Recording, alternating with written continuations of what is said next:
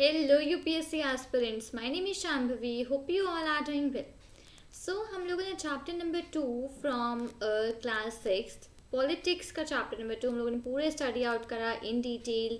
Even इसकी हम लोग ने समरी भी स्टडी आउट करी, क्या क्या चीज़ें इसमें इंपॉर्टेंट है, कुछ इसमें टर्म्स थे जिनकी मीनिंग हम लोगों ने काफ़ी डिटेल में अंडरस्टैंड करी है. राइट, अब फर्दर हम लोग आज यहाँ पे इस चैप्टर के एक्सरसाइजेस को सॉल्व करेंगे और जो भी क्वेश्चंस हैं उनके आंसर्स को फ्रेम आउट करने की कोशिश करेंगे.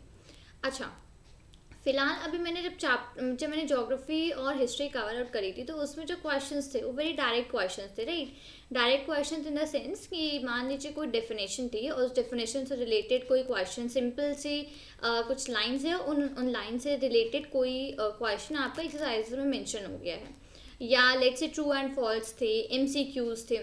तो जितना भी मतलब कंटेंट था वो टोटली आपकी जो बुक थी जिसमें उसमें जो भी पार्ट्स थे, जो भी कंटेंट था, कंप्लीट उसी से जितनी भी एक्सरसाइजेस थी उस टोटल एक्सरसाइजेस उसी में से थी. ठीक है, बट इधर पॉलिटिक्स में ऐसी चीज़ नहीं है. इसमें हम लोगों ने जो भी चीज़ें पढ़ी हैं इसको आपको मतलब थिंक करना पड़ेगा. जो भी आपको यहाँ पे आंसर्स दिए, ये आंसर्स आपको कोई बुक में नहीं मिलने वाले हैं. ठीक है, जो भी चैप्टर्स आप पढ़ रहे हो, अब जैसे डाइवर्सिटी एंड डिस्क्रिमिनेशन ही है, इसमें हम लोगों ने स्टीरियोटाइप्स को पढ़ा. राइट, इसमें हम लोगों ने प्रेजुडाइज को पढ़ा, हम लोगों ने इनइक्वालिटी पढ़ा, डिस्क्रिमिनेशन पढ़ा, ये सारी चीज़ें हम लोगों ने पढ़ी इस चैप्टर में. राइट, अब फर्दर आपको ऐसा नहीं है कि कोई आपसे एक्सरसाइज में डेफिनेशन पूछ रहा है कि what is the definition of diversity या what is the definition of discrimination. ठीक है, आपसे ऐसा कोई नहीं पूछने वाला है पॉलिटिक्स में. जनरली इसमें आपको कुछ रियल लाइफ क्वेश्चंस दिए जाएंगे, कुछ क्वेश्चंस फ्रेम करके दिए जाएंगे जो या तो रियल लाइफ में होंगे या किसी स्टोरी के बेस पे होंगे, और आपको उनका आंसर्स खुद थिंक आउट करके अपनी अंडरस्टैंडिंग से, जो आपने पूरे चैप्टर से गेन करी जो अंडरस्टैंडिंग, उससे आपको इसमें अपने आंसर्स को लिखना होगा. ठीक है, सो मेक श्योर करें कि आपने जब चैप्टर को पढ़ा है तो इसमें जो चीज़ें हैं आप उसको याद करने ना बैठें, एटलीस्ट आप इन चीज़ों को यहाँ पर समझें.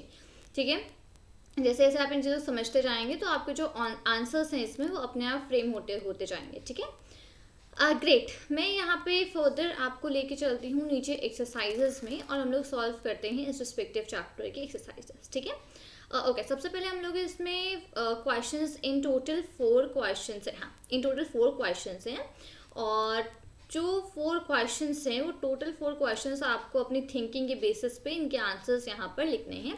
ये आपको चैप्टर में नहीं मिलेंगे इनके आंसर्स. ठीक है, अगर आप इसे ढूंढने बैठोगे तो आपको पूरे चैप्टर में नहीं मिलेंगे, क्योंकि आपने जो भी अपनी चैप्टर में सीखा है उस चैप्टर की अंडरस्टैंडिंग के हिसाब से आपको इन आंसर्स को अपने आप फ्रेम आउट करना है और अपने आप इनको यहाँ पर लिखना है. ठीक है, फर्स्ट हमारा मैच द फॉलोइंग है एंड फर्दर 3 आंसर्स हमारे क्वेश्चन एंड आंसर है. ठीक है, फर्स्ट ऑफ ऑल हम लोग इसे रिस्पेक्टिव क्वेश्चन को सॉल्व करते हैं and the first one goes match the following statements in a way that challenges stereotypes. ठीक है, अब हम लोग को इसमें कुछ इस तरीके से इन स्टेटमेंट्स को मैच करना है कि वो स्टीरियोटाइप के जो चैलेंजेस हैं वो उसको एक्चुअली चैलेंज करे यहाँ पे. ठीक है, is in a way that challenges the stereotypes. जो स्टीरियोटाइप्स मतलब कि जो हम लोग एक नेगेटिव चीज़ किसी के बारे में अपने मन में बिठा लेते हैं. राइट, जैसे कि हम लोग ने एग्जाम्पल पढ़ा था. राइट, हमने चैप्टर में डिस्कस किया था कि जैसे कि पहले के स्टीरियोटाइप्स क्या थे कि लड़कियां जो हैं वो सिर्फ घर का काम करेंगी और जो बॉयज़ हैं, वो जो लड़के हैं वो बाहर जाके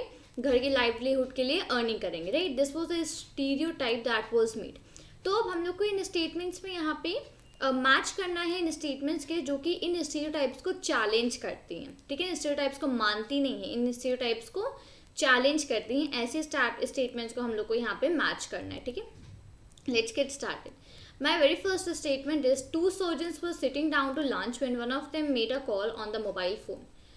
ठीक है, 2 सर्जन्स यहाँ पे बैठे हुए थे जो कि लंच कर रहे थे और उसमें से एक ने अपने फ़ोन से किसी को कॉल किया. अब इसमें से हमको लोग को फाइंड आउट करना है what is the correct match. So suffers from chronic asthma, no, not suits this out. To become an astronaut which she did, no. To speak with a daughter who had just return from school on a wheelchair to collect his prize. So the answer for this very first one, this is the third option. ठीक है, तो अब ये stereotype को challenge कर रहा है, मतलब कैसे चैलेंज कर रहा है. देखिए यहाँ पे फिलहाल 2 सर्जन्स एक साथ बैठे हुए थे और वो दोनों सर्जन्स जो थे वो लंच कर रहे थे. ठीक है, उसमें से एक ने उसमें से एक लोगों ने अपने मोबाइल फ़ोन से एक कॉल करी. तो वो कॉल किसको करी? वो कॉल करी अपनी बेटी से बात करने के लिए जो कि जस्ट नाउ स्कूल से वापस आई थी. बट स्टीरियोटाइप क्या कहता है, जो स्टीरियोटाइप्स बनाए हैं लोगों ने एक्चुअली, वो स्टीरियोटाइप्स क्या कहता है कि गर्ल्स जो हैं, गर्ल्स को मतलब फर्दर स्टडीज़ के लिए, पढ़ाई के लिए लोग पहले नहीं भेजते, right, they are only meant for doing the household work. तो ये एक स्टीरियोटाइप का यहाँ पे जो स्टीरियोटाइप्स बनाए हैं उसको चैलेंज करने का एक तरीका है यहाँ पे, क्योंकि यहाँ पे अब गर्ल्स को स्कूल भेजा जा रहा है, वो अपनी बेटी से बात कर रहे हैं जो कि अभी जस्ट ना स्कूल से वापस आई है। तो इस तरीके से यहाँ पे आपको स्टेटमेंट्स को फॉर्म करना है, ठीक है। जो स्टीरियोटाइप था कि लड़कियां स्कूल नहीं जाएंगी, पढ़ेंगी नहीं, उस स्टीरियोटाइप को ये स्टेटमेंट यहाँ पर चैलेंज कर रही है। क्यों? क्योंकि यहाँ पे जो गर्ल है, जो लड़की है, वो वहाँ पे स्कूल जा रही है और पढ़ भी रही है, ठीक है। होप सो आपको अब एग्जैक्टली समझ में आएगा कि एक्सरसाइज में करना क्या है। Further, the boy who won the drawing competition went to the dice, suffers from chronic asthma to become an astronaut, which he did on a wheelchair to collect his prize. अब इसका answer जो है, this answer is this particular fourth option.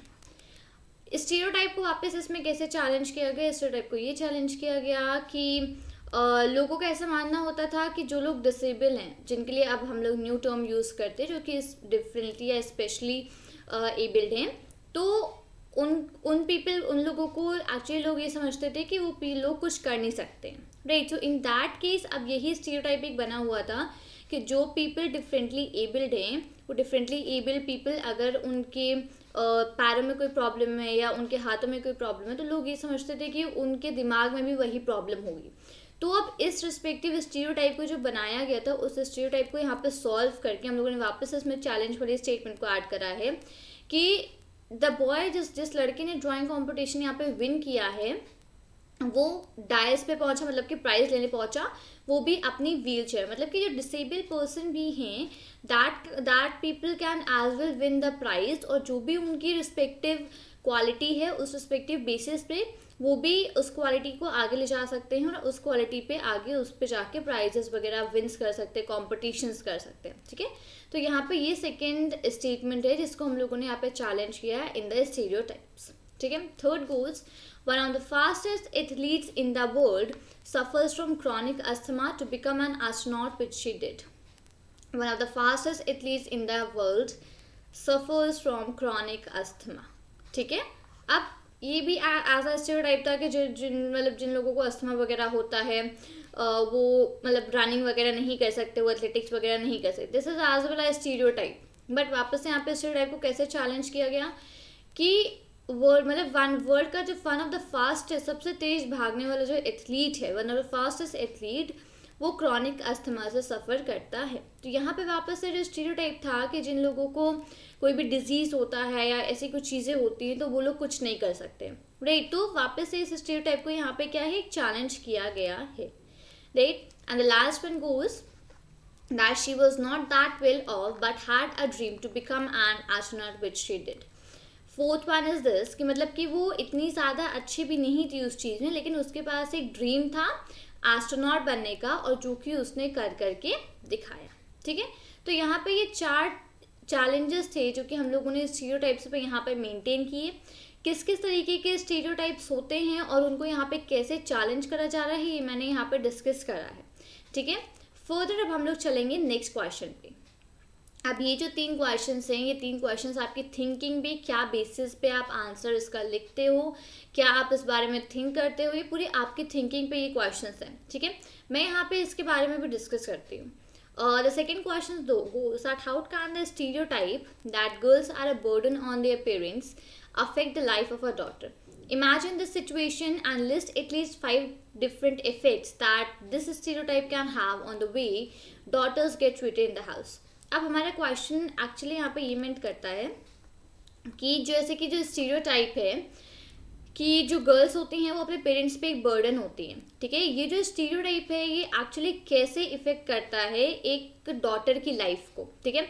इस particular situation को imagine करिए और इसमें at least आप 5 इफेक्ट्स यहाँ पे मेंशन करो इस स्टीरियोटाइप के, जो कि मतलब इस स्टीरियोटाइप की वजह से जो डॉटर्स हैं उनको घर में कैसे ट्रीट किया जाता होगा, या इन सारे रीजंस की वजह से आप यहाँ पे 5 सिचुएशंस या 5 डिफरेंट इफेक्ट्स ऐसे यहाँ पर मेंशन आउट करो इस रिस्पेक्टिव स्टीरियोटाइप के लिए, ठीक है। ये है हमारा क्वेश्चन।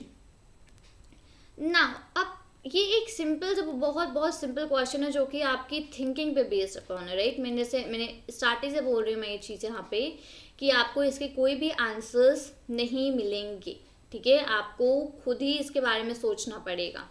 अब ये एक जनरल सा क्वेश्चन है यहाँ पे कि जो स्टीरियोटाइप है कि एक स्टीरियोटाइप बनाया गया था, एक्चुअली नॉट नाउ, ये काफ़ी चीज़ें अब कम हो गई हैं आजकल, बट हाँ पहले के टाइम पे थी कि जो गर्ल्स हैं वो काफ़ी ज़्यादा बर्डन है अपने पेरेंट्स के ऊपर, ठीक है। तो अब इसके हिसाब से जो जो डॉटर है उसकी लाइफ पे कैसे इफेक्ट पड़ते होंगे। सबसे पहला है कि उसको उतना ज़्यादा केयर अपनी फैमिली से नहीं मिलती होगी, राइट। जब स्टीरियोटाइप ऐसे बना दिया गया है कि आप किसी चीज़ पे किसी के ऊपर बर्डन हो, so obviously you are not gonna get that care from your family, right. तो ये सारे रीजंस इस तरीके से कुछ डिफरेंट इफेक्ट्स हैं इस स्टीरियोटाइप के जो कि उस डॉटर पे हो सकते हैं जो अपने घर पे रहती है और उसको किस तरीके से ट्रीट किया जाता है, राइट। मे बी एक ये भी और इफेक्ट इसका हो सकता है कि they are asked to do all the household work, जितना भी घर का काम है वो सारा का सारा उसी लड़की से कराया जाता होगा। So this is the second effect of this stereotype. So जो नेगेटिव चीज़ें, जो नेगेटिव स्टीरियोटाइप्स बनाए गए हैं, इन स्टीरियोटाइप्स के बहुत डिसएडवांटेज होते हैं, बहुत सारे डिस इफेक्ट्स भी होते हैं। डिसएडवांटेजेस के बारे में मैंने ऑलरेडी वीडियोस में डिस्कस किया है, तो अगर आपने उस वीडियो को नहीं स्टडी आउट किया है तो लिंक जो है डिस्क्रिप्शन मेंशन है प्लेलिस्ट का, और प्लेलिस्ट में जाके आप चैप्टर नंबर 2 की वीडियो नंबर 2 को पढ़ोगे। वीडियो नंबर 2 में मैंने स्टीरियोटाइप्स को डिस्कस किया है, ठीक है, पार्ट नंबर 2 में, चैप्टर नंबर 2 के। सो फर्दर इस टाइप के जो इफेक्ट्स हैं, एटलीस्ट इस टाइप के इफेक्ट्स यहाँ पर हो सकते हैं इन गलत स्टीरियोटाइप्स की वजह से।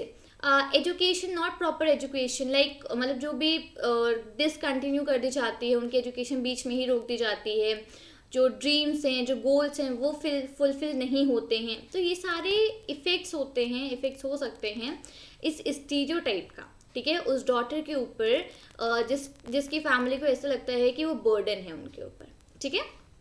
Great. Further my question number 3 goes, ये मैं इसको यहाँ पे टिक कर देती हूँ, ठीक है। What is the constitution say with regard to equality, why do you think it is important for all people to be equal. अब जो हमारा कॉन्स्टिट्यूशन है वो इक्वालिटी के लिए क्या कहता है, राइट, और इसका जो भी मतलब आपको ऐसा क्यों लगता है कि इक्वालिटी सब लोगों में होनी चाहिए, why there should be a equality. हमारा जो कॉन्स्टिट्यूशन है वो ये कहता है इक्वालिटी के बेसिस पे कि सबको इक्वल राइट्स और सबको इक्वल अपॉर्चुनिटीज़ मिलनी चाहिए, ठीक है। You should not differentiate between a girl और अ बॉय और अ अपर कास्ट और अ लोअर कास्ट पर्सन, ठीक है। जितने भी पीपल हैं ये सारे के सारे ह्यूमन बींग्स ही हैं, राइट। तो everyone should have the equal rights and opportunities, the very first thing जो हमारा कॉन्स्टिट्यूशन कहता है। नेक्स्ट, जो भी गवर्नमेंट जॉब्स हैं, गवर्नमेंट जॉब्स को compete करने के लिए उनको एक्चुअली गवर्नमेंट जॉब्स में जाने के लिए सारे जितने भी पीपल हैं सब के सब इक्वल हैं। It means that all are equal to compete for government jobs, ठीक है। तो कोई भी पर्सन गवर्नमेंट जॉब के लिए compete कर सकता है, उसके कंपटीशन से बैठ सकता है। फर्दर, अब people can choose any kind of work they wish to. पहले टाइम पे क्या हम लोगों ने एक एग्जाम्पल देखा था कि जो अनटचेबल्स थे, अनटचेबल्स के लिए जो वर्क था वो रिजर्व थे। कैसे वर्क रिजर्व थे, जैसे कि उन्हें गार्बेज पिक करना होता था, ठीक है, या फिर क्लीनिंग करनी होती थी, साफ सफाई करनी होती थी, राइट।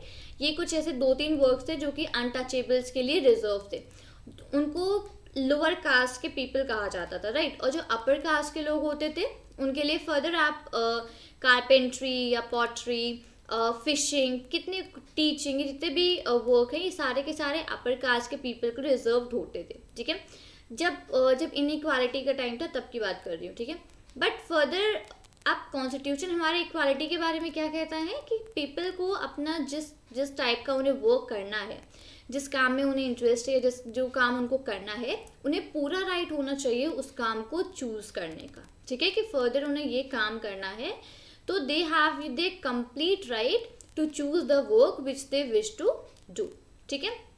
नंबर 4 गोज कि untouchability is a crime and legally abolished. Untouchability एक क्राइम है, ये भी हमारे कॉन्स्टिट्यूशन में मेंशन है ये सारी चीज़ें, कि जो अनटचेबिलिटी को इतना ज़्यादा मतलब बढ़ावा दिया जाता था, लोअर कास्ट के पीपल हैं उनको विलेज से बाहर रखा जाता था कि आप विलेज के बाहर ही रहेंगे, उन्हें विलेज में आना एंटर करना अलाउड नहीं होता था। जिस वेल से सारे लोग पानी भरते थे, उस रिस्पेक्टिव वेल से जो अनटचेबल्स होते हैं पानी नहीं भर सकते। तो ये सारी चीज़ें चैप्टर में मेंशन है, हम लोगों ने पढ़ी भी हैं। तो ये सारी चीज़ें, अनटचेबिलिटी एक क्राइम है, ये सारी चीज़ें हमारे कॉन्स्टिट्यूशन में मेंशन हैं इक्वालिटी के रिगार्ड्स, ठीक है। तो ये हम लोग को जितनी भी चीज़ें हैं एटलीस्ट इनको फॉलो करना चाहिए। Further my question number 3 gets answered for question number 4। Okay, sometimes people make prejudiced comments in our presence. कई बार ऐसा होता है कि जब आप वहाँ पर खड़े हो और आपके मतलब जैसे आप वहाँ पर प्रेजेंट हो और लोग आपके ऊपर कुछ प्रेजुडाइज्ड कमेंट्स मतलब कोई नेगेटिव कमेंट्स बनाते हैं, तो ये बोलते हैं आपके बारे में। We are often not in a position to do anything about this because it is difficult to say something right there and then.